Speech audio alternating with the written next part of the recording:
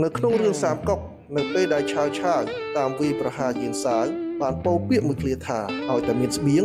នោះគេអាចបង្កើតបានកងទ័ពរាប់ពាន់រាប់ម៉ឺនរាប់សែនបានភ្លាមទៅមកដល់សម័យទំនើបឬក៏ហៅថាសម័យបច្ចុប្បន្នយើងនេះវិញគេមិននិយាយអំពីសង្គ្រាមភាពនោះទេគេនិយាយអំពីសេដ្ឋកិច្ចឲ្យតែមានផ្លូវមានភ្លើងនោះយើងអាចបង្កើតបានសិប្បកម្មរាប់រយរាប់ពាន់រាប់ម៉ឺនបានភ្លាមដូចគ្នា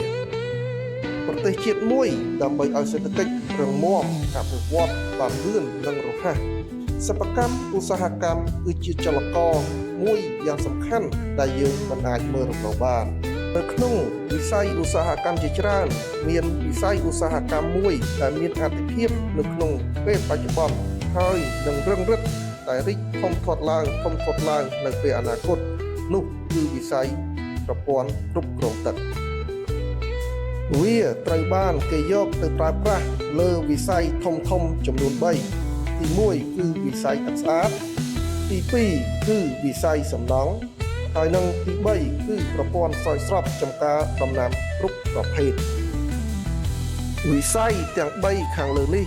គឺមានពេលវេលាតម្រូវការផ្សេងគ្នាក្នុងមួយឆ្នាំ